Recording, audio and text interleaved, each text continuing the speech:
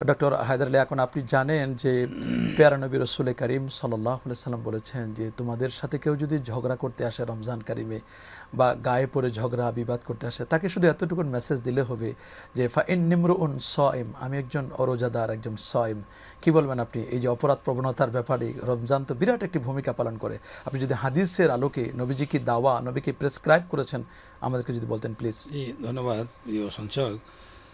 গুরুত্বপূর্ণ বিষয়ে আপনি অবতারণ করেছেন এবং মূলত যে আলোচনার সূচনা হয়েছে বা করেছেন, এখানেই মূল মেসেজগুলো চলে এসেছে যে আল্লাহ রাব্বুল আলামিন মানব জাতির চরিত্র সংশোধন এবং মানব জাতিকে আইন শৃঙ্খলার মধ্যে তাদেরকে অভ্যস্ত করার জন্য যে সর্বোপরি যে বিধানটি আল্লাহ রাব্বুল আলামিন কোরআন দিয়েছেন, সেই কোরআন যেন মানুষ তার বাস্তব জীবনে অ্যাপ্লাই করতে পারে, তারই একটি অনুশীলন হলো রমজানুল মোবারকের সিয়াম সাধনা। অর্থাৎ আপনি যে হাদিসটি মাত্র বললেন যে যদি তোমাকে কেউ তোমার সাথে কেউ তোমাকে গালি দেয় অথবা তোমার সাথে ঝগড়ায় লিপ্ত হতে চায়, তুমি বলে দাও ইন্নী ইমরুন সায়েম, আমি রোজাদার। তা আমি রোজা অবস্থায় আমি তোমার এই পাল্টা উত্তর দিব না, আমি এর জবাব দিতে পারি না, তাহলে আমার সিয়ামের অঙ্গহানি হয়ে যাবে, আমার মূল যে সাধনাটা সেটা নষ্ট হয়ে যাবে।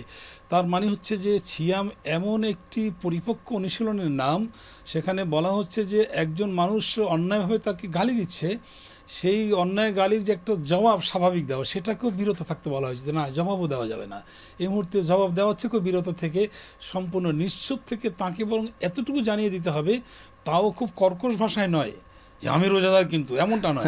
অর্থাৎ আমি রোজাদার বিনয়ীভাবে যে আমি রোজা রেখেছি ভাই, রোজা অবস্থায় আমি বিতর্ক করব না, বিতর্ক করা আমার জন্য শোভনীয় নয়। তার মানেই হচ্ছে পুরা মেসেজটাই হচ্ছে যে রোজাকে পরিশুদ্ধ করার জন্য তার জীবনে আচরণটা পরিবর্তন করতে হবে। এবং ওই যে হাদিসটি আমরা প্রায়ই আলোচনা করি, আপনিও করেন, যে মান লাম ইয়াদা কাওলা যুরি আল আমালা বিহি ফালাইসা লিল্লাহি হাজাতুন আইয়াদা তাআমাহু ওয়া শারাবাহ।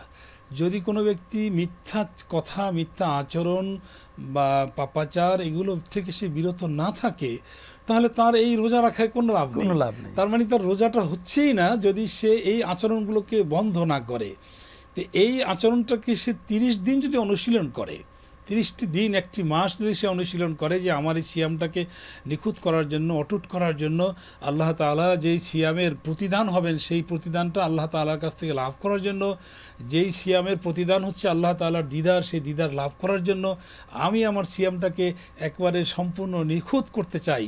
এই নিখুঁত করার একটা অনুশীলন করতে করতে মানুষ কিন্তু এমন একটি অভ্যাস হয়ে যাবে, যে কথাটা আমাদের ওসমান ভাই বলতেছিলেন, যে হালাল খাবারও আমি দিনের বেলা পরিহার করছি, কারণ এই সময় খাবার নিষিদ্ধ, হারাম তো প্রশ্নই আসে না, হারাম তো প্রশ্নই আসে না।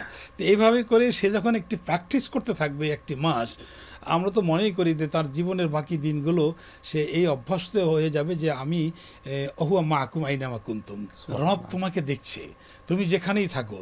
তার মানে রমজান মাসে যে রব আমাকে দেখতেন, রমজানের পরেও তো তিনি আমাকে দেখছেন। যেই রমজানে আমি রবের ভয়ে আমি পাপাচার থেকে বিরত থাকলাম, সেই রমজানের পরেও তো তিনি আমাকে দেখছেন। অতএব আমি কি করে পাপে জড়িয়ে পড়ি? তার মানে একটি মাসের ট্রেনিং নিয়ে বাকি 11টি মাস আমাদেরকে এই অনুশীলনটা সে যদি করতে থাকে, তাহলে কিন্তু যে কথা আপনি শুরুতেই বললেন, যে সূচনার যে শিরোনামটা দিলেন, যে সিয়াম সাধনা মানুষকে পাপাচার থেকে মুক্ত করে, অন্যায় অপরাধ থেকে মুক্ত রাখে, বিরত রাখে, এটি কিন্তু বাস্তবই বলেছেন আপনি।